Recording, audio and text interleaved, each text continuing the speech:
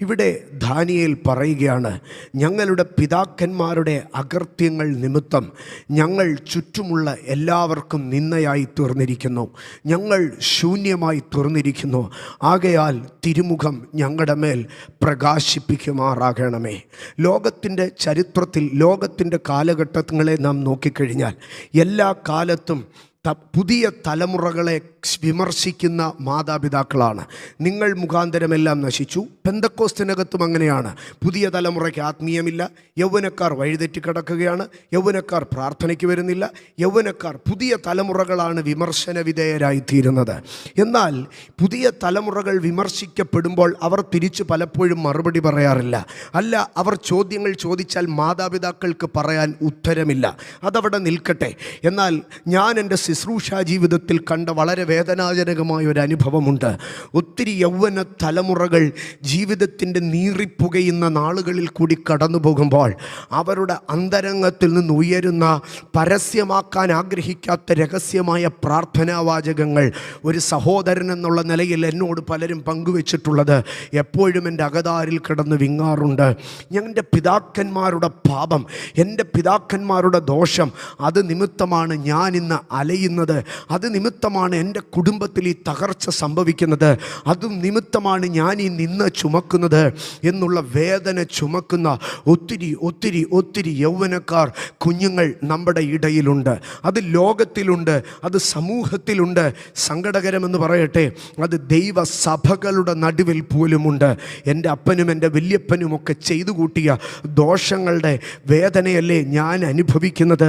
പാരമ്പര്യ ശാപങ്ങളല്ലേ ഞാൻ ഈ കുടിച്ചു തീർക്കുന്നത് എന്ന് വേദനപ്പെടുന്ന ഒത്തിരി പ്രിയപ്പെട്ട മുഖങ്ങളെ നൊമ്പരത്തോടെ ഞാൻ കണ്ടിട്ടുണ്ട്.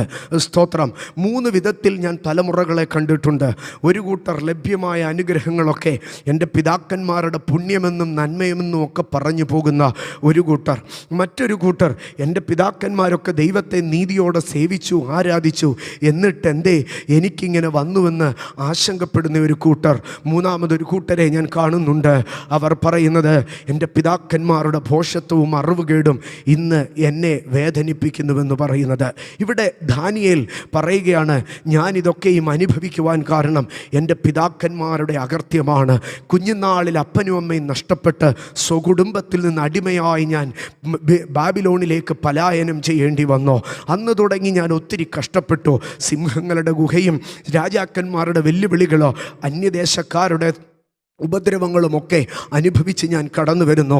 ദാനിയേൽ തൻ്റെ സ്വന്തം മനസ്സിലേക്ക് ചോദ്യങ്ങൾ എറിയുമ്പോൾ ദാനിയേലിൻ്റെ മനസ്സിൽ ഉയർന്നു വരുന്ന ഒരു മറുപടിയുണ്ട്. പിതാക്കന്മാരുടെ അകൃത്യം എന്നെ തകർക്കുകയാണ്, പിതാക്കന്മാരുടെ അകൃത്യം എന്നെ തകർക്കുകയാണ്. ഇന്ന് ഞാൻ ഈ വിഷയം എടുക്കുമ്പോൾ പരിശുദ്ധാത്മാവ് എനിക്ക് നൽകുന്ന അധികാരത്തിൽ ഞാൻ വിളിച്ചു പറയട്ടെ, നാളുകളായി പിതാക്കന്മാരുടെ അകൃത്യം ചുമക്കുന്ന ചില തോളുകളിൽ നിന്ന് ഈ ഉപവാസ പ്രാർത്ഥനയിൽ ആ കൊട്ട വിട്ടൊഴി, ആ ഭാരം നീങ്ങും. പിതാക്കന്മാരുടെ അകൃത്യങ്ങൾ നീ ഇനി ചുമക്കുകയില്ല. പാരമ്പര്യ ശാപങ്ങൾ നിൻ്റെ കുടുംബത്തിൽ നിന്ന് ഈ ഉപവാസ പ്രാർത്ഥനയിൽ അഴിഞ്ഞു പോകും. പരിശുദ്ധാത്മാവ് എനിക്ക് നൽകുന്ന അഭിഷേകത്തിൻ്റെ അധികാരത്തെ ഈ പ്രാർത്ഥനയിൽ ഞാൻ റിലീസ് ചെയ്ത് പ്രാർത്ഥിക്കുന്നു. പാരമ്പര്യ ശാപങ്ങളുടെ കെട്ടുകൾ, പിതാക്കന്മാരുടെ അകൃത്യങ്ങളുടെ കെട്ടുകൾ അഴിഞ്ഞു പോകുന്ന ഉപവാസ പ്രാർത്ഥനയുടെ ദൈവശക്തി ഇതിനകത്ത് വെളിപ്പെടും എന്ന് ഞാൻ ആവർത്തിച്ച് പറയുകയാണ്. അപ്പോൾ ചോദിക്കും, ഏതിലാണ് പിതാക്കന്മാരുടെ പാപം ശാപമായി തീരുന്നത്? എല്ലാ പാപങ്ങളും ശാപമായി തീരുമോ? പിതാക്കന്മാരുടെ പാപം ശാപമായി തീരുന്ന സംഗതികളുണ്ടോ? സഹോദരങ്ങളെ, പുറപ്പാട് പുസ്തകം 20-ാം അധ്യായത്തിലേക്ക് കടന്നു വരുമ്പോൾ, പുറപ്പാട് പുസ്തകം 20-ാം അധ്യായം അതിൻ്റെ 4-5 വാക്യങ്ങളിലേക്ക്, 3 തുടങ്ങിയുള്ള വാക്യങ്ങളിലേക്ക് കടന്നു വരുമ്പോൾ ദൈവം പറയുകയാണ്, ഞാനല്ലാതെ അന്യ ദൈവങ്ങൾ നിനക്കുണ്ടാകും, ഒരു വിഗ്രഹം ഉണ്ടാക്കരുത്. അതിന് ശേഷം 5-ാം വാക്യത്തിൽ പറയുന്ന ഒരു ഭാഗമുണ്ട്, എന്നെ പകയ്ക്കുന്നവരിൽ പിതാക്കന്മാരുടെ അകൃത്യം 3-ാമത്തെയും 4-ാമത്തെയും തലമുറ വരെ മക്കളുടെ മേൽ സന്ദർശിക്കും. അവിടെ പറയുകയാണ്, ദൈവത്തെ പകയ്ക്കുന്നവൻ്റെ മേൽ ഒരു ശാപം വന്ന് അത് തലമുറയായി കിടക്കും.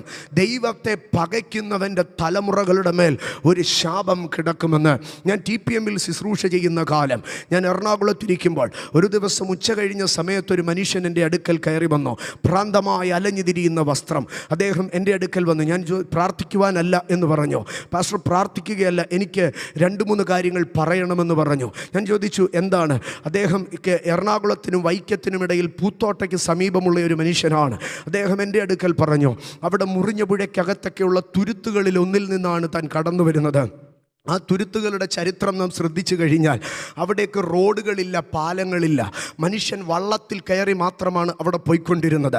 ആ തുരുത്തുകളിൽ മുഴുവനും പണ്ട് കാലങ്ങളിൽ വാറ്റായിരുന്നു പരിപാടി.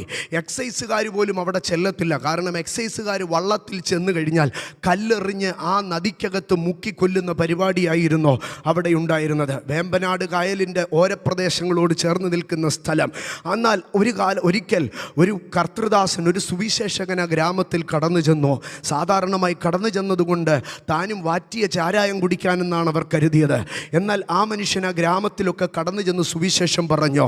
അന്ന് ഈ മനുഷ്യൻ്റെ അപ്പൻ്റെ സ്നേഹിതരും കൂടെ കല്ലുകൾ പെറുക്കിക്കൂട്ടി തെങ്ങിൻ്റെ മുകളിൽ കയറി നിന്നു.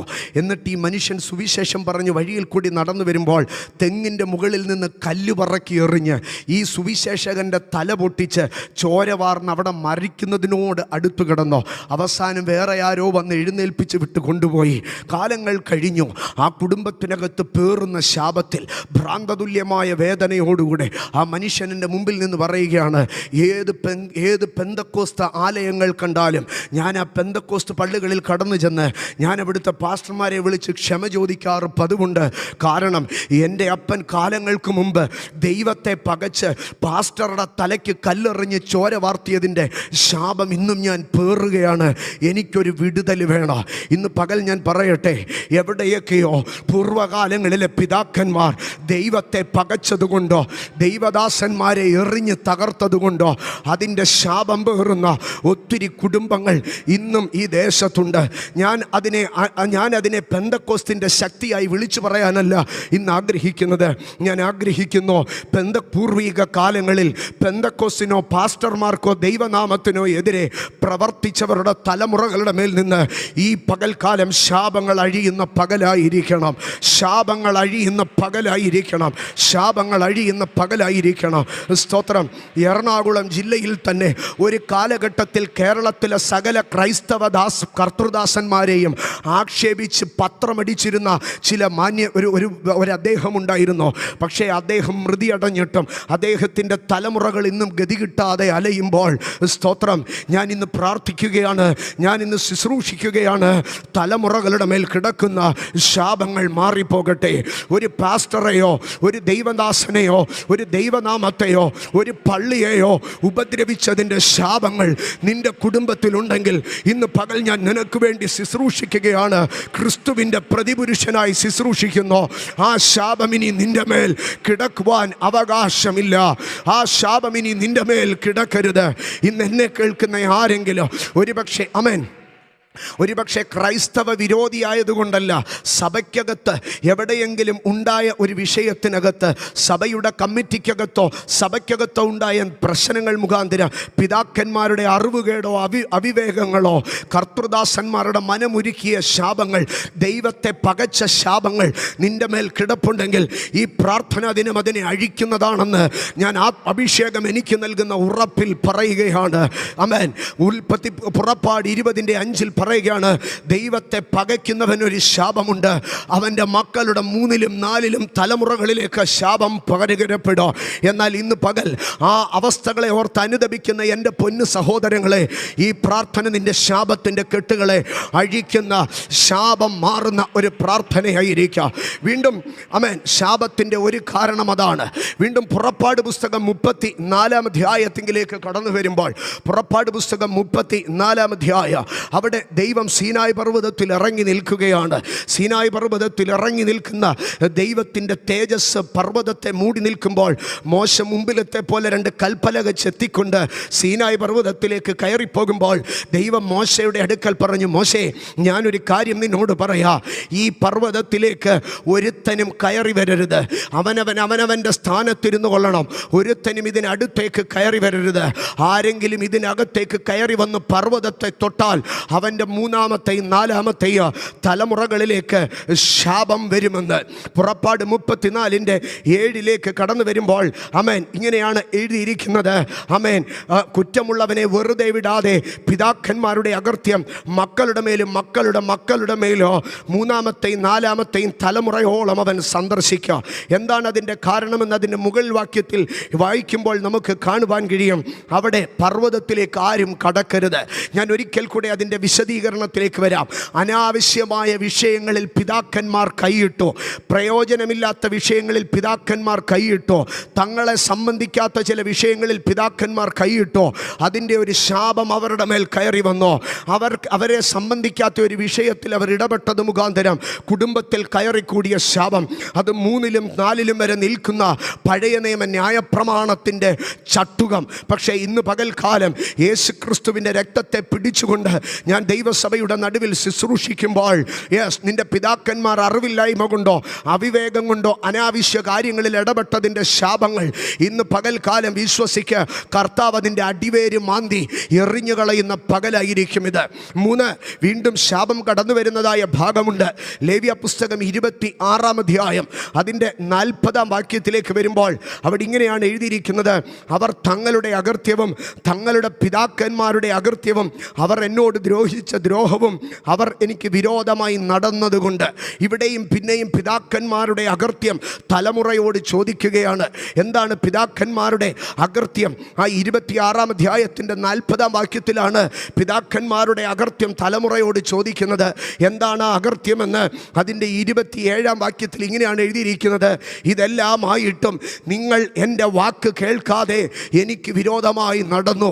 പിതാക്കന്മാർ കൽപ്പന അനുസരിച്ചില്ല, പിതാക്കന്മാർ ദൈവത്തെ അനുസരിച്ചില്ല. അത് മുഖാന്തരം, ആ കൽപ്പനയെ അനുസരിക്കാഞ്ഞത് മുഖാന്തരം ശാപം തലമുറയായി അലട്ടപ്പെടുകയാണ്.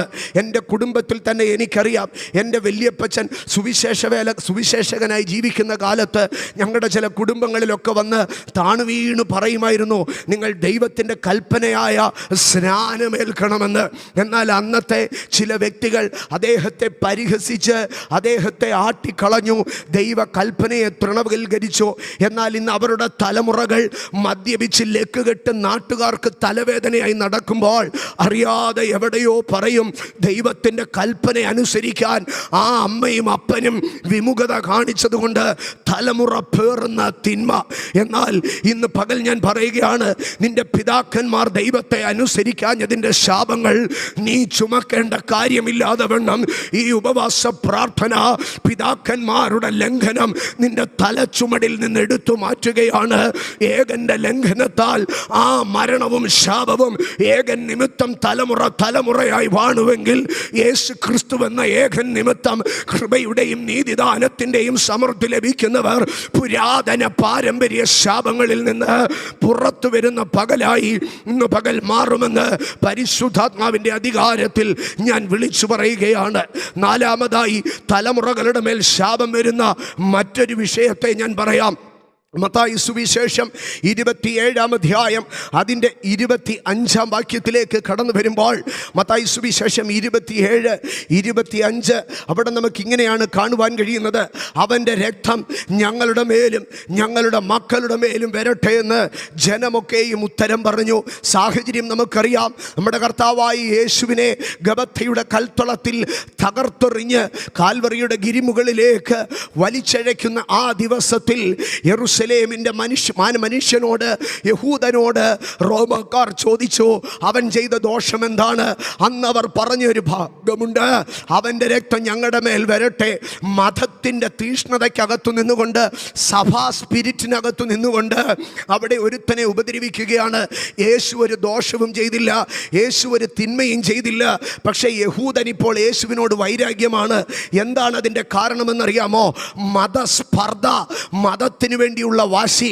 പള്ളിത്തർക്കത്തിൽ ആസിഡ് ബൾബും വടിവാളും കുറുവടിയും എടുത്തുകൊണ്ട് നടന്നവരുടെ തലമുറകൾ സഭാതർക്കത്തിൻ്റെ പേരിൽ, സ്തോത്രം, പുരോഹിതന്മാരെ ട്രെയിനിൽ നിന്ന് തള്ളിയിട്ട് കൊന്ന് ജീവിതത്തിൻ്റെ അനർത്ഥങ്ങളെ പിന്നിൽ ചുക്കാൻ പിടിച്ച കുടുംബങ്ങളുടെ തകർച്ചകളെ ഈ ക്രൈസ്തവ കേരളം തന്നെ കണ്ടുകൊണ്ടിരിക്കുകയാണ്.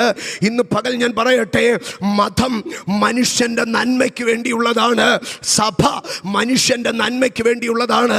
അതിന് പകരം ആ സഭയുടെ സ്പിരിറ്റ് കയറി സഭയുടെ രാഷ്ട്രീയത്തിൽ ഇടപെട്ട് മനുഷ്യർക്കെതിരെ ഉപദ്രവങ്ങളുടെ വാളെടുത്താൽ ആ മതത്തിൻ്റെ സഭയുടെ സ്പിരിറ്റിനകത്ത് നിന്നുകൊണ്ട്, അത് പെന്തക്കോസ്തിനകത്താകട്ടെ, അത് പള്ളിക്കകത്താകട്ടെ, ഇതര മതങ്ങളോടാകട്ടെ, മതസ്പർദ്ധയ്ക്കകത്ത് ഒരുത്തനെ ഉപദ്രവിച്ചാൽ അതിനകത്ത് ശാപമുണ്ടാകും. അത് തലമുറകളുടെ മേൽ വേട്ടയാടപ്പെടും. ഇന്ന് പകൽ ഞാൻ പറയട്ടെ, മതത്തിൻ്റെ പേരിൽ നിന്റെ പിതാക്കന്മാർ ആസിഡ് ബൾബും വടിവാളും കുറുവടിയും എടുത്ത് ആക്രമിച്ച ചരിത്രത്തിൻ്റെ പിൻവേദനകൾ നിന്നെ അലട്ടുന്നെങ്കിൽ ഇന്ന് പകൽക്കാലം ആ പാരമ്പര്യ ശാപങ്ങളുടെ വേരുകൾ നിന്റെ കുടുംബത്തിൽ നിന്ന് അഴിഞ്ഞു മാറുന്ന, അറുത്തെറിയുന്ന ഒരു പകലായി ഇന്ന് പകൽ മാറുന്നതിന് സ്തോത്രം പറഞ്ഞാട്ടെ. ആമേൻ. ഞാൻ ഒരിക്കൽ കൂടെ പറയട്ടെ, ദൈവത്തെയും ദൈവജനത്തെയും പകയ്ക്കുന്നവൻ്റെ തലമുറകളുടെ മേൽ, 2 അനാവശ്യ വിഷയങ്ങളിൽ ഇടപെടുന്നവരുടെ തലമുറകളുടെ മേൽ, 3 കൽപ്പന അനുസരിക്കാത്തവരുടെ തലമുറകളുടെ മേൽ, 4 സ്തോത്രം മതസ്പർദ്ധയിൽ സഭാ സ്പിരിറ്റിൽ ചെയ്തു കൂട്ടുന്ന ദോഷങ്ങളാൽ കടന്നു വരുന്നതായിട്ടുള്ള പാരമ്പര്യ ശാപങ്ങൾ. ഇന്ന് പകൽ എന്നെ കേൾക്കുന്ന എൻ്റെ സഹോദരങ്ങളെ, ഇതിലേത് ശാപവുമായിരിക്കട്ടെ, എന്നാൽ ദാനിയേൽ ഇവിടെ പറയുകയാണ്, എൻ്റെ പിതാക്കന്മാർ ചെയ്തു കൂട്ടിയതൊക്കെയോ എൻ്റെ ദൈവമേ നീ എന്നോടൊന്ന് ക്ഷമിക്കണമേ. ഇന്ന് പകൽ എന്നെ കേൾക്കുന്ന എൻ്റെ കൊച്ചനുജ, അനുജത്തി, നിന്റെ പ്രാർത്ഥനയ്ക്ക് പിതാക്കന്മാർ വരുത്തിക്കൂട്ടിയ തിന്മകളെ അഴിച്ചെടുത്ത് കളയുവാൻ, നിന്റെ പ്രാർത്ഥനയ്ക്ക് പാരമ്പര്യ ശാപങ്ങളുടെ കെട്ടുകളെ അറക്കുവാൻ, നിന്റെ ഉപവാസത്തിന്, നിന്റെ സ്തോത്രത്തിന് ശക്തിയുണ്ടെന്ന് വിശ്വസിച്ച് ദൈവസന്നിധിയിൽ ഒരാമേൻ പറഞ്ഞാട്ട്. സ്തോത്രം. ഞാൻ കടന്നു വരട്ടെ, വിഷയത്തിലേക്ക് ഞാൻ കയറുന്നതേ ഉള്ളൂ. സ്തോത്രം. ഇസ്രായേലിൽ ദൈവം പറഞ്ഞു, അമ്മോന്യരുടെയും മോവാബ്യരുടെയും തലമുറകളിൽ ഒരുത്തനെയും നിന്റെ കൂട്ടത്തിൽ ചേർക്കരുത്, അവിടെ ഒരുത്തനും ദൈവത്തിൻ്റെ സഭയിൽ പ്രവേശിക്കരുത്. തലമുറ 10 കഴിഞ്ഞാലും അവൻ ശപിക്കപ്പെട്ടവനായി മാറ്റി നിർത്തപ്പെടണം. ദൈവം പറയുകയാണ്, മോവാബ്യനെ അകത്തു കയറ്റരുത്, അമ്മോന്യനെ കൂടെ കൂട്ടരുത്.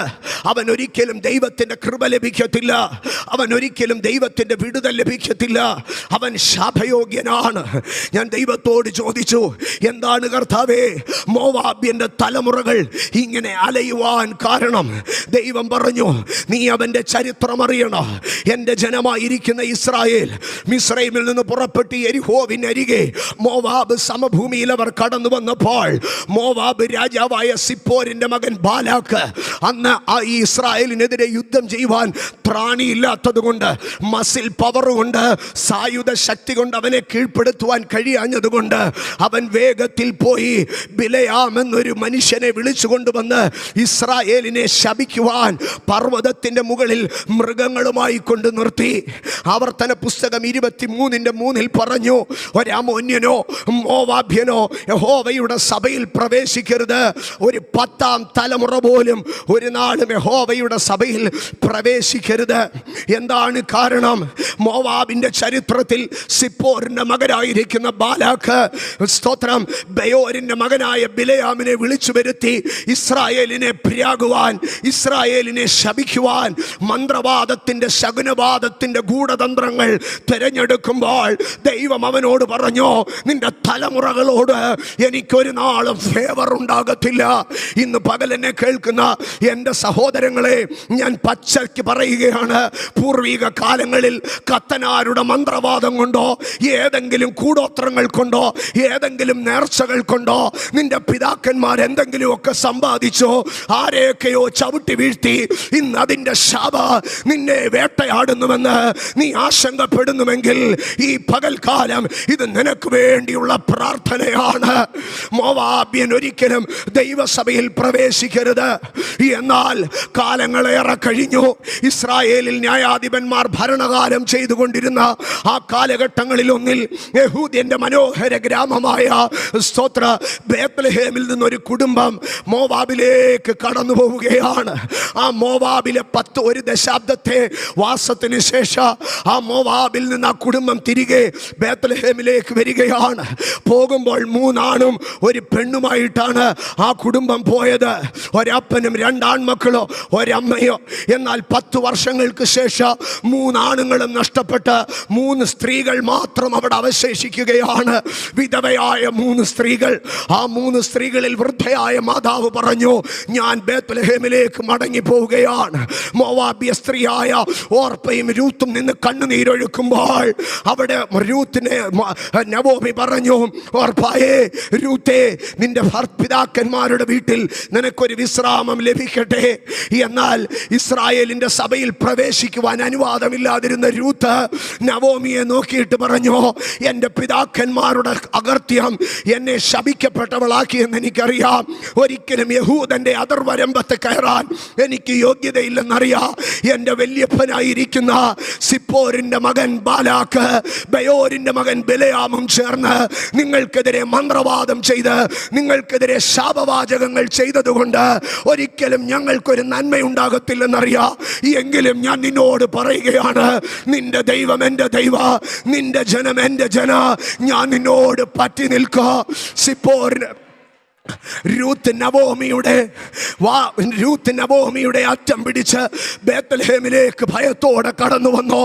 എന്നാൽ ബേത്ലഹേമിൽ ഇസ്രായേലിന്റെ ദൈവമായ യഹോവയുടെ ചിറകിൻ കീഴെ ആശ്രയത്തിന് വന്ന രൂത്തിന്റെ ശാപത്തിന്റെ ബന്ധന അന്ന് ദൈവം അഴിച്ചെടുത്തിട്ട് ഇസ്രായേലിനെ ഭരിക്കുന്ന ദാവീദിനെ രൂത്തിന്റെ വംശാവലിയിൽ നിന്ന് എഴുന്നേൽപ്പിക്കുമ്പോൾ ദൈവം മാനവരാശിക്ക് ഒരു ഉറപ്പ് നൽകുകയായിരുന്നു, നിന്റെ അപ്പൻ വല്യപ്പനും അറിവുകേടുകൊണ്ട് ഏത് ജാതീയ ദൈവങ്ങളെയോ ഏത് കത്തനാരുടെ കടുങ്കെട്ടുകളെയോ ഏത് മന്ത്രവാദിയുടെ പൂജകളെയോ ഏത് അന്യാരാധന ശക്തികളെയോ ചെയ്തിട്ടുണ്ടെങ്കിലോ ഇന്ന് പകൽ ആ ശാപം നിന്റെ കുടുംബത്തിൽ നിന്ന് അഴിഞ്ഞു മാറുന്ന പകലാണ്.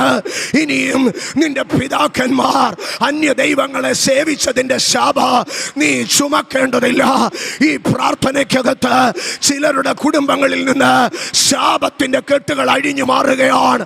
നിന്റെ വല്യപ്പൻ കത്തനാരുടെ കയ്യിലായിരിക്കട്ടെ, പക്ഷേ നീ യേശുവിന്റെ കയ്യിലാണ്. നിന്റെ വല്യപ്പൻ മന്ത്രവാദിയുടെ വീട്ടിലായിരിക്കട്ടെ, പക്ഷേ നീ യേശുവിന്റെ കരങ്ങളിലാണ്.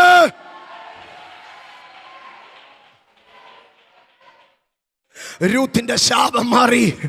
രൂത്തിന് ബേത്ലഹേമിലെ കറ്റയെടുക്കാൻ തുടങ്ങി. രൂത്ത് ബേത്ലഹേമിലെ കളത്തിൽ കയറാൻ തുടങ്ങി. രൂത്ത് ബേത്ലഹേമിലെ ബോവസിന്റെ വീട്ടിൽ കയറാൻ തുടങ്ങി.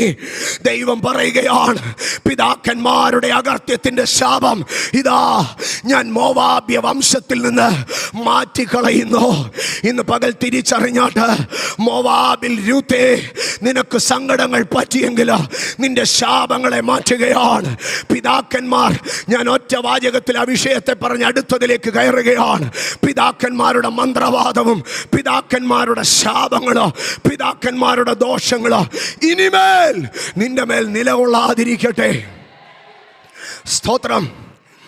ബിലയാമിന്റെ അടുക്കൽ ബാലാക്ക് പറയുന്ന വാക്കിതാണ്, നീ വന്നവരെ ശപിക്കണം, നീ വന്നവരെ ശപിക്കണം. നിന്റെ പിതാക്കന്മാരുടെ വായിൽ നിന്ന് വീണ ശാപവാചകങ്ങൾ ഇന്ന് നിന്നെ തിരിഞ്ഞുകൊത്തുന്നുവെന്ന് ഭയപ്പെടുന്നോ? ഇല്ല, ദൈവം ഇന്ന് പകൽ നിന്നെ പുറത്തു കൊണ്ടുവരുന്ന പകലാ. യേശുവിൻ്റെ നാമത്തിൽ പാരമ്പര്യ ശാപങ്ങളുടെ ചങ്ങലകളെ, പാരമ്പര്യ ശാപങ്ങളുടെ അതിരുകളെ യേശുവിൻ്റെ നാമത്തിൽ ഞാൻ പൊട്ടിച്ചു കളയുന്നു. ഇനിയൊരു പാരമ്പര്യ ശാപം നിന്റെ മേൽ കിടക്ക. നിന്റെ വല്യപ്പൂപ്പൻ ഏത് കത്തനാറുടെ അടുക്ക പോയെന്നുള്ളത് വിഷയമല്ല. ഇന്ന് പകൽ യേശുവിന്റെ രക്തത്തിൽ നീ വിടുതലാക. Come out in the name of Jesus. യേശുവിന്റെ നാമത്തിൽ പുറത്തു വാ. Yes, റോതാ ബാബാ ലഖതിയാന അർധാലഗ സന്ധാരഗതി ബാൽതോനഗ സാർഥേനിയ അദര ഹഡഗൽ ഖരാദി ആദര അർദോ മരാ ശബപ്രവാനി. ഇന്ന് പകൽ ദൈവിക അത്ഭുതങ്ങൾ സംഭവിക്കാം. പാരമ്പര്യ ശാപത്തിന്റെ ചങ്ങലകൾ ഇതിനകത്ത് പൊട്ടും. പാരമ്പര്യ ശാപത്തിന്റെ ചങ്ങല ജ്വാലകൾ ഇതിനകത്ത് പൊട്ടും.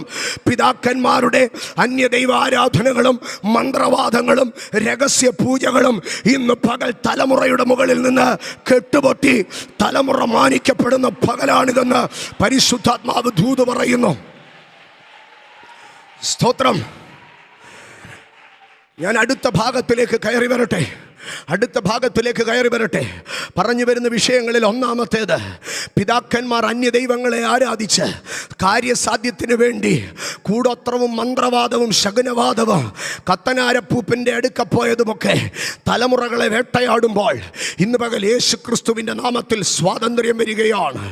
രണ്ടാമത്തെ വിഷയം, സ്തോത്ര, ഞാൻ അത് ശമൂവേലിൻ്റെ പുസ്തകത്തിലേക്ക് കടന്നു വരികയാണ്. പുസ്തകം 2-ാം അധ്യായം 2 ശമൂവേലിൻ്റെ 2-ാം പുസ്തകം 4-ാം അധ്യായം അവിടേക്ക് കടന്നു വരുമ്പോൾ സ്തോത്ര, അവിടെ ശൗലിൻ്റെ കുടുംബത്തിലെ ഒരു മകൻ്റെ ചരിത്രം പറയുകയാണ്. ആരാണ് ആ മകൻ? 2 ശമൂവേൽ 4:4 അവിടെ പറയുകയാണ്, ശൗലിൻ്റെ മകനായ യോനാഥാന് 2 കാല് മുടന്തായിട്ട് ഒരു മകൻ ഉണ്ടായിരുന്നു. ആരാണ് ആ മകൻ? ജസ്രീലിൽ നിന്ന് ശൗലിൻ്റെയും യോനാഥാൻ്റെയും വർത്തമാനം എത്തിയ സമയം അവൻ 5 വയസ്സായിരുന്നു. അപ്പോൾ അവൻ്റെ ധാത്രി അവനെ എടുത്തുകൊണ്ടോടി. അവൾ ബന്ധപ്പെട്ടോടുമ്പോൾ അവൻ വീണു, മുടന്തനായി പോയി. അവന് മെഫീബോശേത്ത് എന്ന് പേർ. ഇതാ ശൗലിൻ്റെ ഗ്രഹത്തിൽ ഒരു കുഞ്ഞു കിടന്ന് വിഷമിക്കുകയാണ്. അവൻ 5 വയസ്സ് വരെ നല്ലവനായിരുന്നു. 5 വയസ്സ് വരെ അവൻ പഠിക്കുമായിരുന്നു. 5 വയസ്സ് വരെ അവൻ ഓടുമായിരുന്നു. പക്ഷേ 5-ാമത്തെ വയസ്സിൽ അവൻ്റെ പഠനത്തിൽ അവൻ മുടന്തനായി പോയി. അവൻ്റെ ഭാവിയിൽ അവൻ മുടന്താൻ തുടങ്ങി. ഒരു മുടന്തന് മുമ്പോട്ട് പോകാൻ കഴിയത്തില്ല. ഒരു മുടന്തന് പ്രൊസീഡ് ചെയ്യാൻ കഴിയത്തില്ല. അവന് മുമ്പോട്ട് പോകാൻ കഴിയാത്ത ഒരവസ്ഥയിലേക്ക് വന്നു. മെഫീബോശേത്ത്, എന്താണ് നിനക്കിങ്ങനെ സംഭവിച്ചത്? മെഫീബോശേത്ത് പറയാ, എൻ്റെ കുടുംബം നല്ല കുടുംബമായിരുന്നു. കീസിൻ്റെ കാലത്ത് കഴുതകളെ വളർത്തി സമ്പന്നമായ ഒരു കുടുംബമായിരുന്നു. എൻ്റെ വല്യപ്പൻ ശൗലിൻ്റെ കാലത്ത് രാജസ്ഥാനത്തിലേക്ക് ഞാൻ ഉയർത്തപ്പെട്ടതാണ്. പക്ഷേ എൻ്റെ പിതാക്കന്മാരുടെ പ്രതികാര വാഞ്ച, എൻ്റെ പിതാക്കന്മാരുടെ അസൂയ, എൻ്റെ പിതാക്കന്മാരുടെ ദൈവത്തിങ്കലുള്ള അവിശ്വാസ, എൻ്റെ പിതാക്കന്മാരുടെ പ്രവാചകന്മാരോടുള്ള കടന്നുകയറ്റ, ഇത് മുഖാന്തര അസൂയയും കോപവും പ്രതികാരവും എൻ്റെ കുടുംബത്തിൽ നിന്ന് ദൈവകൃപയെ അകറ്റിക്കളഞ്ഞു. ശൗലിൻ്റെ കുടുംബത്തിൽ നിന്ന് ദൈവകൃപ മാറിപ്പോയി. എന്താണ് കാരണം? ശൗലിൻ്റെ കണ്ണുകടിയും ശൗലിൻ്റെ അസൂയയും ശൗലിൻ്റെ പകയും ശൗലിൻ്റെ പ്രതികാരവും ശൗലിൻ്റെ കുടുംബത്തിൽ നിന്ന് ദൈവത്തിൻ്റെ സാന്നിധ്യത്തെ മാറ്റിക്കളഞ്ഞു. ഗിൽബോവ പർവ്വതത്തിലെ യുദ്ധദിനങ്ങളിൽ ഒന്നിൽ ശൗൽ കുന്തത്തിൽ വീണു. അമാലേക്കൻ അവനെ കൊന്നുകളഞ്ഞു. ആ ദിനത്തിൽ യോനാഥാനും ശൗലും ഒരേ ദിനത്തിൽ ഗിൽബോവ പർവ്വതത്തിൽ വീണുടയുമ്പോൾ അവൻ്റെ ചെറുമകൻ്റെ കാലുകൾ മുടന്തായി പോയി. ഇന്ന് പകൽ ഞാൻ പറയട്ടെ, എവിടെയോ പിതാക്കന്മാരുടെ പകയും പിതാക്കന്മാരുടെ വാശിയും പിതാക്കന്മാരുടെ വൈരാഗ്യമോ തലമുറകളുടെ നന്മയെ തടയുമ്പോൾ, മെഫീബോശേത്തേ നീ ഇന്നെവിടെയാണ്? മെഫീബോശേത്തേ നീ ഇന്നെവിടെയാണ്? മെഫീബോശേത്തിനെ കുറിച്ച് പറയുകയാണ്, അവൻ ലോ ദേബാരിൽ മാഗീരിന്റെ വീട്ടിൽ കിടക്കുകയാണ്. എന്താണ് ലോ ദേബാർ എന്ന വാക്കിന്റെ അർത്ഥം? Lo Debar, no communication, no passwords. ആമേൻ. പച്ചപ്പില്ലാത്ത സ്ഥല, ബന്ധങ്ങളില്ലാത്ത സ്ഥല, സാമ്പത്തികമായി അവനൊരു നന്മയില്ല, അവന് ബന്ധങ്ങളില്ല. എവിടെയോ അവൻ ഒറ്റപ്പെട്ടു. മാഗീരിന്റെ ഔദാര്യത്തിൽ ദൂരവേ ഒരിടത്ത് അവൻ ഒറ്റപ്പെട്ടു പോയി. മെഫീബോശേത്ത്, എന്താണ് നിനക്കിങ്ങനെ സംഭവിച്ചത്? മെഫീബോശേത്ത്, എന്താണ് നിന്റെ നന്മകൾ നഷ്ടമായത്? മെഫീബോശേത്ത്, എന്താണ് നിന്റെ കാലുകൾ മുടന്തായി പോയത്? മെഫീബോശേത്ത്, എന്താണ് നീ ഇങ്ങനെ നന്മയില്ലാത്ത, പാസ്വേഡ്സ് ഇല്ലാത്ത, നന്മയില്ലാത്ത, കമ്മ്യൂണിക്കേഷൻ ഇല്ലാത്ത, അനുഗ്രഹമില്ലാത്ത, നീ ഈ ലോ ദേബാരിൽ നന്മ വരാത്ത ഇടത്ത് നീ ഒതുങ്ങിപ്പോയത് എന്താണ്? ആമേൻ. മെഫീബോശേത്ത് പറയാ, എൻ്റെ വല്യപ്പൻ്റെ പ്രതികാരവും എൻ്റെ വല്യപ്പൻ്റെ കോപവും എൻ്റെ വല്യപ്പൻ്റെ പകയും അതൻ എൻ്റെ കുടുംബത്തെ തകർത്തു. ഇന്ന് പകൽ എന്നെ കേൾക്കുന്ന സ്നേഹിത, എൻ്റെ പൊന്നു കുഞ്ഞേ, നിന്റെ വല്യപ്പൻ്റെയും പിതാക്കന്മാരുടെയും വാശിയും വൈരാഗ്യവും നിന്റെ കുടുംബത്തിൻ്റെ നന്മ തകർത്തുവെന്ന് നീ ആശങ്കപ്പെടുന്നെങ്കിൽ ഇന്ന് പകൽ പകൽ ഇസ്രായേലിന്റെ സിംഹാസനത്തിൽ ഇരുന്ന് ഒരു ദാവീദ് ചോദിക്കുകയാണ്, ആ ശൗലിന്റെ കുടുംബത്തിലേക്ക് ഞാനൊന്ന് ദയ കാണിക്കട്ടെ, ആരെങ്കിലും അവിടെ ഉണ്ടോ? രണ്ടു കാലം മുടന്തായ മെഫീബോശത്തിനെ കൊണ്ടുവരുവാൻ ദാവീദ് തന്റെ രഥങ്ങളെ അയച്ചു. അതേ മാഗീരിന്റെ വീട്ടിൽ രഥങ്ങൾ വന്ന് നിന്നു. മെഫീബോശത്തിനെ പൊക്കിയെടുത്തു. ആ പല്ലക്കിലിരുത്തി യെരൂശലേമിന്റെ കൊട്ടാരത്തിലേക്ക് കൊണ്ടുവന്നു. ദാവീദ് അവനോട് പറഞ്ഞു, ശൗലിന്റെ ദുരാത്മാവ് കൊണ്ട്, ശൗലിന്റെ പ്രതികാരം കൊണ്ട്, ശൗലിന്റെ പക കൊണ്ട് നഷ്ടപ്പെട്ടു പോയ സകല നന്മകളും മെഫീബോശത്തെ ഞാൻ നിനക്ക് മടക്കി തരുന്നു. I am restoring you. നീ ഭാരപ്പെടണ്ട. ഇനി നീ മാഖീരിന്റെ വീട്ടിലേക്ക് മടങ്ങി പോകണ്ട. ഇനി നീ ലോദേവാരിലേക്ക് മടങ്ങി പോകണ്ട. നീ എന്നോടുകൂടെ എൻ്റെ മേശയിലിരുന്നു. നീ എൻ്റെ കൊട്ടാരത്തിൽ പാർത്തോ.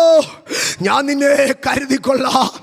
ദാവീദിന്റെ സിംഹാസനത്തിൽ നിന്ന് ദാവീദിന്റെ പുത്രനായി യേശു മശിഹ എഴുന്നേറ്റ് വന്ന് ഇന്ന് നിന്നോട് പറയുകയാണ്, നിന്റെ പിതാക്കന്മാരുടെ പാപം നിന്നോട് ഞാൻ ചോദിക്കത്തില്ല.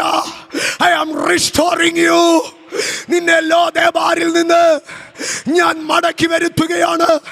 നിന്നെ ലോദേബാരിൽ നിന്ന് ഞാൻ പുറത്തു കൊണ്ടുവരികയാണ്. ഇതോ നിന്റെ പിതാക്കന്മാർക്ക് നഷ്ടമായതൊക്കെയോ ഞാൻ നിനക്ക് മടക്കി തരുന്നു. ഓ ലമാ സഖാരാധിയ രേതോലെ ബനാസൈതെ. Holy Spirit, Holy Spirit. അപ്പനും അമ്മയും സണ്ടയായിരുന്നു. അപ്പനും അമ്മയും ക്ഷമിക്കാത്തവരായിരുന്നു. അപ്പനും അമ്മയും വൈരാഗ്യമായിരുന്നു. കുഞ്ഞെ, നീ എങ്ങും എത്താത്തപ്പോ നിന്റെ മനസ്സിൽ എവിടെയോ അലയടിക്കുക. എൻ്റെ പിതാക്കന്മാർ ഇങ്ങനെയൊക്കെ ചെയ്തോണ്ടല്ലേ ഞാൻ ഇന്ന് ഇങ്ങനെ കിടന്ന് അലയുന്നതെന്ന്. ഇല്ല, ഇന്ന് സിംഹാസനത്തിൽ ആരായിരിക്കുന്നതെന്ന് നോക്ക്. നിന്റെ പാരമ്പര്യം നീ വിട്ടുകളാ. സിംഹാസനത്തിൽ ഇരിക്കുന്നവങ്കിലേക്ക് നിന്റെ കണ്ണുകൊണ്ടുവാ. നിന്റെ ഗതി നിർണയിക്കുന്നത് നിന്റെ അപ്പന്റെ പാരമ്പര്യമല്ല, നിന്റെ സിംഹാസനത്തിൽ ഇരിക്കുന്നവനാ. നിന്റെ അപ്പന്റെ ദോഷങ്ങളല്ല നിന്നെ ഇനി ഭരിക്കുന്നത്. നിന്റെ പിതാക്കന്മാരുടെ ദോഷമല്ല നിന്നെ ഇനി ഭരിക്കുന്നത്. നിന്റെ രാഷ്ട്രത്തിന്റെ സിംഹാസനത്തിൽ ഒരുത്തൻ ഇരിപ്പുണ്ട്. അവൻ നിന്റെ രാജാവായ മിശിഹയാണ്. അവൻ നിന്റെ യേശുവാണ്. ആരോടോ പരിശുദ്ധാത്മാവ് ഭയങ്കരമായി ഇടപെടുന്നു. ആത്മാവ് നിനക്ക് വേണ്ടി ഇറങ്ങി വരുന്നു. അടക്കാൻ കഴിയാത്ത ദൈവ സാന്നിധ്യം ഞാൻ അനുഭവിക്കുന്നു. നിന്റെ പിതാക്കന്മാരല്ല ഇനി നിന്റെ ഡെസ്റ്റിനിയുടെ റീസൺ. നിന്റെ രാജാവാ നിന്റെ ഡെസ്റ്റിനിയെ തിരിക്കുന്നത്. Oh, David is ruling. David is ruling. യേശു വാഴുന്നു. യേശു വാഴുന്നു. നിന്റെ പാരമ്പര്യത്തിന്റെ ചരിത്രം മാറുകയോ. All the generational curses, breaking the generational curses, breaking the generational curses in the name of Jesus, in the blood of Jesus, breaking the generational curses. Holy. ആർക്കോ വേണ്ടി പരിശുദ്ധാത്മാവ് ഇറങ്ങി വരുക കേട്ടോ. ആർക്കോ വേണ്ടി പരിശുദ്ധാത്മാവ് ഭയങ്കരമായി ഇടപെടുകയാ.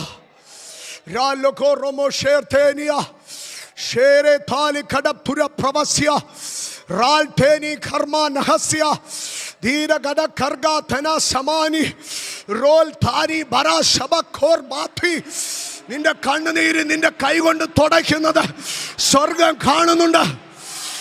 It's time of redemption.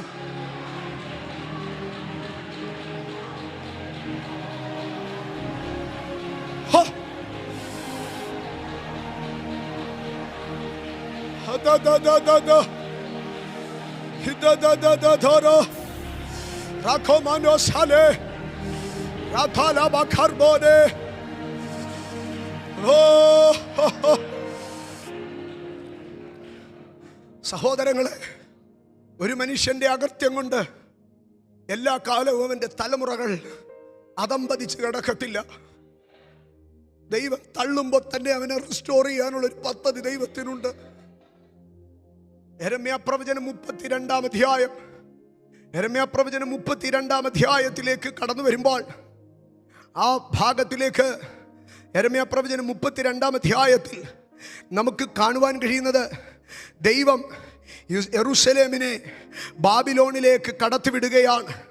32-ാം അധ്യായത്തിൻ്റെ 2-ാം വാക്യം ഇങ്ങനെയാണ് എഴുതിയിരിക്കുന്നത്: അന്ന് ബാബേൽ രാജാവിൻ്റെ സൈന്യം യെരൂശലേമിനെ നിരോധിച്ചിരുന്നു. യെരമ്യാ പ്രവാചകനോ യഹൂദ രാജാവിൻ്റെ അരമനയുടെ കാവൽപുരമുറ്റത്ത് അടയ്ക്കപ്പെട്ടിരുന്നു. 3-ാം വാക്യം: ഞാൻ യെരൂശലേം നഗരത്തെ ബാബേൽ രാജാവിൻ്റെ കയ്യിൽ ഏൽപ്പിക്കും, അവൻ അതിനെ പിടിക്കുമെന്ന് യഹൂദ രാജാവ് എന്ന് യഹോവ അരുളി ചെയ്യുന്നു. അവിടെ പറയുകയാണ്, യഹൂദ രാജാവായ സിദെക്കീയാവ് കൽദയരുടെ കയ്യിൽ നിന്ന് ഒഴിഞ്ഞു പോകാതെ ബാബേൽ രാജാവിൻ്റെ കയ്യിൽ ഏൽപ്പിക്കപ്പെടും. അവൻ ഇവനുമായി വായോടുവായി സംസാരിക്കുകയും കണ്ണോട് കണ്ണ് കാണുകയും ചെയ്യും. അവൻ സിദെക്കീയാവിനെ ബാബിലോണിലേക്ക് കൊണ്ടുപോകും. ഞാൻ അവനെ സന്ദർശിക്കും വരെ അവൻ അവിടെ ഇരിക്കും. ഞാൻ ഈ ഭാഗങ്ങൾ വായിച്ചതിൻ്റെ കാരണം യെരൂശലേം തകർക്കപ്പെടാൻ പോവുകയാണ്. 7 ആണ്ടുകൊണ്ട് ഓഫീരിലെ പൊന്നുകൊണ്ടും ലെബാനോനിലെ ദേവദാരു കൊണ്ടും വലിയ മാർബിൾ ചീളുകൾ കൊണ്ടും പടുത്തുയർത്തിയ ശലോമോന്റെ ദൈവാലയം തകർക്കപ്പെടാൻ പോവുകയാണ്. യെരൂശലേം ശൂന്യമാകാൻ പോവുകയാണ്. യെരൂശലേമിലെ രാജാവ് യഹൂദന്റെ സിസ്റ്റം മുഴുവൻ തകരാൻ പോവുകയാണ്. ദൈവം പറയുകയാണ്, നീ അറിയണം, സിദെക്കീയാവെന്ന യഹൂദ രാജാവ് ബാബിലോണിലേക്ക് കെട്ടപ്പെട്ടവനായി പോകും. അവൻ ഇനി സിംഹാസനത്തിലിരിക്കത്തില്ല, അവൻ ബാബിലോണിൻ്റെ തടവറയിലിരിക്കും. എന്നാൽ ദൈവം യെരമ്യാവിനോട് പറയുകയാണ്, യെരമ്യാ, നിനക്കറിയാമോ, ഈ രാഷ്ട്രം മുഴുവനും തകർക്കപ്പെടാൻ പോവുകയാണ്. പിതാക്കന്മാരുടെ അകൃത്യം ഞാൻ തലമുറകളോട് ചോദിക്കാൻ പോവുകയാണ്. പക്ഷേ യെരമ്യാവ്, നീ ഒരു കാര്യം ചെയ്യണം. എന്താണെന്നറിയാമോ?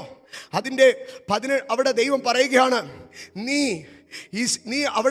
നിന്റെ ഇളയപ്പനായ ശല്ലൂമിൻ്റെ മകൻ ഹനാമയലിൻ്റെ കയ്യിൽ നിന്ന് വസ്തു മേടിക്കണം. വസ്തു മേടിച്ച് നീ അത് ആധാരം എഴുതി സാക്ഷികളെ നിർത്തി ഒപ്പിടിപ്പിച്ച് ബാരൂക്കിൻ്റെ കയ്യിൽ ആ ഡോക്യുമെൻ്റ് കൊടുക്കണം. യെരമ്യാവ് ചോദിച്ച്, കർത്താവേ, യെരൂശലേം തകർക്കപ്പെടാൻ പോവുകയാ, യെരൂശലേം പിടിക്കപ്പെടാൻ പോവുകയാ, ഞങ്ങളെല്ലാവരും പ്രവാസികളായി അന്യദേശത്തേക്ക് പോകാൻ പോവുകയാ, പിന്നെ എന്തിനാ ഈ തകർക്കപ്പെടുന്ന രാഷ്ട്രത്തിൽ എൻ്റെ ഇളയപ്പൻ ശല്ലൂമിൻ്റെ മകൻ ഹനാമേലിൻ്റെ കയ്യിൽ നിന്ന് ഞാൻ എന്തിനാ ഇപ്പോൾ വസ്തു മേടിക്കുന്നത്? ദൈവം യെരമ്യാവിൻ്റെ അടുക്കൽ പറഞ്ഞു, യെരമ്യാ, നീ ഒരു കാര്യം അറിയണം, ഞാൻ ഇസ്രായേലിനെ തള്ളും, ഞാൻ യഹൂദനെ ശിക്ഷിക്കും. പക്ഷെ അത് എല്ലാ കാലത്തേക്കുമുള്ളതല്ല. 70 വർഷം കഴിയുമ്പോൾ, 10 ശബത്താണ്ട് തികയുമ്പോൾ ഞാൻ ബാബിലോണിൽ നിന്ന് യെരൂശലേമിലേക്ക് എൻ്റെ ജനത്തെ മടക്കിത്തരും. യെരമ്യാ 32:25 തുടങ്ങിയുള്ള വാക്യങ്ങൾ. സ്തോത്രം. യഹോവയായ കർത്താവേ, നഗരം കൽദയരുടെ കയ്യിൽ ഏൽപ്പിക്കപ്പെട്ടിട്ട് നിലം വിലയ്ക്ക് മേടിച്ച് അതിനെ സാക്ഷികളെ വെക്കുവാൻ നീ എന്നോട് കൽപ്പിച്ചല്ലോ. അപ്പോൾ യഹോവയുടെ അരുളപ്പാട് യെരമ്യാവിന് ഉണ്ടായതെന്തെന്നാൽ, ഞാൻ സകല ജഡത്തിൻ്റെയും ദൈവമായ യഹോവയാകുന്നു, എനിക്ക് കഴിയാത്ത വല്ല കാര്യവുമുണ്ടോ? കൽദയർ വന്ന് ഈ യെരൂശലേമിനെ പിടിക്കും, നശിപ്പിക്കും, എല്ലാം ശരിയാണ്. പക്ഷേ ഞാനിതിനെ റിസ്റ്റോർ ചെയ്യും, ഞാനിതിനെ യഥാസ്ഥാനപ്പെടുത്തും. ഇന്ന് എന്നെ കേൾക്കുന്ന എൻ്റെ പൊന്നു സഹോദരങ്ങളെ, ഞാൻ പറയട്ടെ, ദൈവത്തിൻ്റെ കോപം നിന്റെ പിതാക്കന്മാരുടെ കാലത്ത് നിന്റെ കുടുംബത്തിൽ വന്നിരുന്നേക്കാം.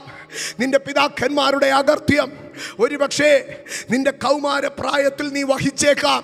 പക്ഷേ 2024 ഫെബ്രുവരി മാസത്തിലെ ഈ ഉപവാസ പ്രാർത്ഥന നിന്റെ പാരമ്പര്യ ശാപക്കെട്ടുകളിൽ നിന്ന് നിന്നെ പുറത്തു കൊണ്ടുവരുന്നതാ.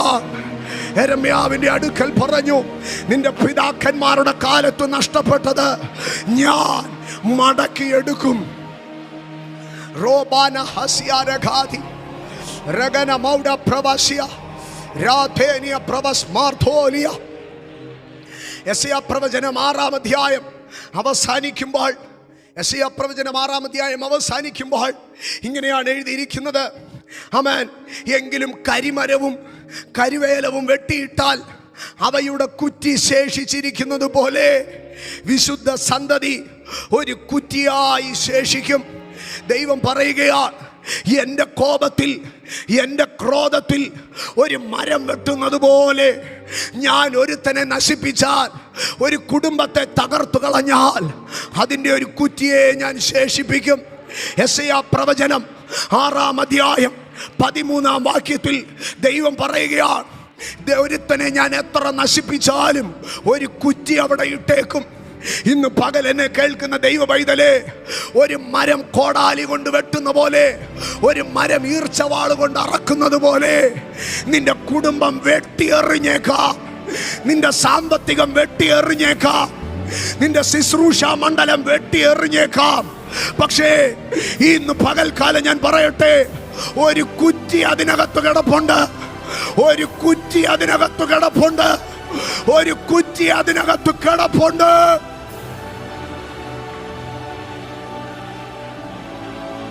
Holy Spirit, Holy Spirit, Holy Spirit, നീ എത്ര തകർക്കപ്പെട്ടവനാണെങ്കിലും, നീ എത്ര മുടിഞ്ഞവനാണെങ്കിലും ഒരു കുറ്റി അതിനകത്ത് കിടപ്പുണ്ട്, ഒരു കുറ്റി അതിനകത്ത് കിടപ്പുണ്ട്, ഒരു കുറ്റി അതിനകത്ത് കിടപ്പുണ്ട്. ഒരു നിമിഷം, ഒരു നിമിഷം. യെശയ്യാ 6:13 പറഞ്ഞു, ദൈവം എത്ര വെട്ടിയാലും ഒരു കുറ്റി അവിടെ കിടപ്പുണ്ട്. എന്നിട്ട് 11-ാം അധ്യായം വരുമ്പോ അവിടെ പറയുകയാണ്, 11-ാം അധ്യായം, എന്നാൽ ഇശായിയുടെ കുറ്റിയിൽ നിന്ന് ഒരു മുള പൊട്ടി പുറപ്പെടും, അവന്റെ വേരുകളിൽ നിന്ന് ഒരു കൊമ്പ് ഫലം കായ്ക്കും. നിന്റെ കുടുംബം വെട്ടിയെറിയപ്പെട്ടു, നിന്റെ സകലതും വെട്ടിയെറിയപ്പെട്ടു. പക്ഷേ ഇന്ന് കാലങ്ങൾക്ക് ശേഷം ആ കുറ്റിക്കകത്തു നിന്ന് ഒരു കൊമ്പിനെ ദൈവം മുളപ്പിക്കാൻ പോവാ.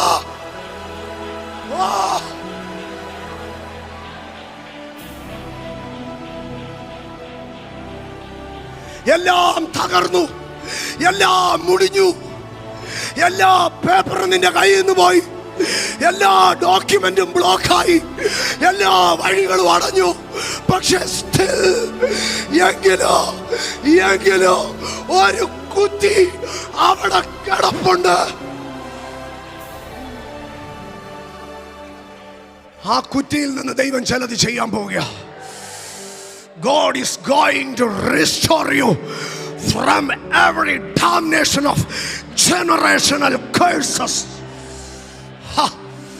സകല പാരമ്പര്യ ശാപത്തിന്റെ തകർച്ചകളിൽ നിന്നും ദൈവം നിന്നെ പൊക്കിയെടുക്കുന്ന പകലായത്.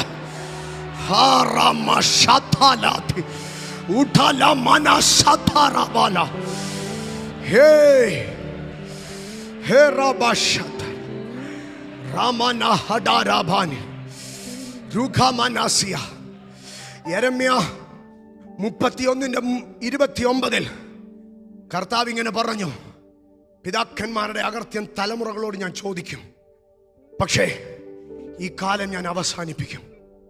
എൻ്റെ പുത്രനായ ക്രിസ്തു മുഖാന്തരം ഞാനൊരു പുതിയ നിയമം ആരംഭിക്കും. അന്ന് ഒരു പുതിയ പറച്ചിൽ ഞാൻ ദേശത്ത് സ്ഥാപിക്കും. യെരമ്യാ 31:29 അപ്പന്മാര് പച്ചമുന്തിരിങ്ങ തിന്നും, പക്ഷേ മക്കളുടെ പല്ല് പുളിച്ചുവെന്ന് അന്നാളിൽ ഇനി അവർ പറയുകയില്ല. അപ്പന്മാര് പച്ചമുന്തിരിങ്ങ തിന്നും, അപ്പന്മാര് തിന്നരുതാത്തത് തിന്നും, അപ്പന്മാര് ചെയ്യരുതാത്തത് ചെയ്തു, പക്ഷെ മക്കളുടെ പല്ലിനും പുളിക്കാൻ പാടില്ല. സ്വർഗം ഇറങ്ങി ഇടപെടുകയാ, സ്വർഗം ഇറങ്ങി ഇടപെടുകയാ. യെസ്, ജനറേഷണൽ കേഴ്സസ് അത് ബ്ലഡിൽ കൂടാ വരുന്നത്. എൻ്റെ അപ്പൻ്റെ ബ്ലഡാണ് എന്നില്, എൻ്റെ ബ്ലഡാണ് എൻ്റെ ജനറേഷനിൽ. യെസ്, ആ ബ്ലഡിൻ്റെ കേഴ്സിനെ മാറ്റണമെങ്കിൽ എന്തിനു മാത്രമേ കഴിയത്തുള്ളൂ? വേറെ ഒരു ബ്ലഡിനെ അതിനകത്തോട്ട് ഇൻഫ്യൂഷൻ നടത്തണം. കാൽവറിയിൽ യേശു കർത്താവ് 3 ആണിമേൽ തൂങ്ങി ചങ്കിലെ അവസാന തുള്ളി രക്തം വരെ ഊറ്റിത്തരുമ്പോൾ പറയുകയാണ്, to break the generational curses, to break the generational curses. If the blood is carrying the curse, If the blood is carrying the curse, yes, the blood of cross, the blood of Calvary, sanctifying. ഒരു ഭയങ്കര infusion ഇതിനകത്ത് നടക്കുക. ഒരു ഭയങ്കര infusion ഇതിനകത്ത് നടക്കുകയോ. ഒരു ഭയങ്കര ഒരു ഭയങ്കര ബ്ലഡ് ഇൻഫ്യൂഷൻ ഇതിനകത്ത് നടക്കുകയോ. നിന്റെ ജനറേഷണൽ കേഴ്സിനെ പൊളിക്കുന്ന,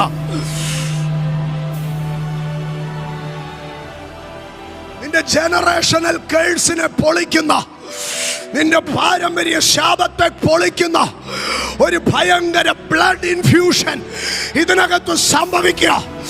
The blood of Calvary, the blood of Calvary. കാൽവറിയിലെ രക്തം നിന്റെ ചരിത്രത്തെ തിരുത്തുക, നിന്റെ തലവര മാറ്റുക, നിന്റെ വിധി മാറ്റി എഴുതുക.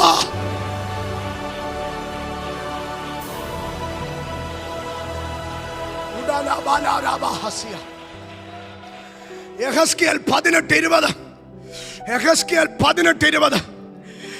പുറപ്പാട് പുസ്തകത്തിൽ ആവർത്തിച്ച് പറഞ്ഞു. ആവർത്തന പുസ്തകം 28-ാം അധ്യായത്തിൽ 53 വാക്യങ്ങൾ എഴുതിയിരിക്കുന്നത് ജനറേഷണൽ കേഴ്സിനെ കുറിച്ച്. പക്ഷേ അതിനെ മുഴുവൻ ക്യാൻസൽ ചെയ്തുകൊണ്ട് യെഹെസ്കേൽ 18:20 ഇങ്ങനെ പറഞ്ഞു, പാപം ചെയ്യുന്ന ദേഹി മരിക്കും. പക്ഷേ ഒരു കാര്യം, മകൻ ഇനിയും അപ്പൻ്റെ അകൃത്യം വഹിക്കണ്ട. തിരുവെഴുത്തിനെ മുറുക്കപ്പിടി. യെഹെസ്കേൽ 18:20. മകൻ ഇനി അപ്പൻ്റെ അകൃത്യം വഹിക്കണ്ട. മകൻ ഇനി അപ്പൻ്റെ അകൃത്യം വഹിക്കണ്ട. Yes, in this prayer itself, every generational curses is breaking right now. Right now, be free in the name of Jesus. ഒരുവൻ ക്രിസ്തുവിലായാൽ അവൻ പുതിയ സൃഷ്ടി. 2 കൊരിന്ത്യർ 5:17. ഒരുവൻ ക്രിസ്തുവിനായാൽ അവൻ പുതിയ സൃഷ്ടി, പഴയത് കഴിഞ്ഞുപോയി. Every generational curses is over. No more generational curses over you. Yes, നിന്റെ അപ്പന്റെ രക്തത്തെ മാറ്റി ഒരു കാൽവറിയുടെ രക്തം നിന്റെ ശരീരത്തിലേക്ക് ഇൻജെക്ട് ചെയ്യുകയാണ്. യേശുവിന്റെ നാമത്തിൽ പാപത്താൽ നിന്റെ ജീവിതത്തിൽ കയറിയ സകല ശാപകറകളും ഇന്നു പകൽ കർത്താവ് കഴുകി മാറ്റുക.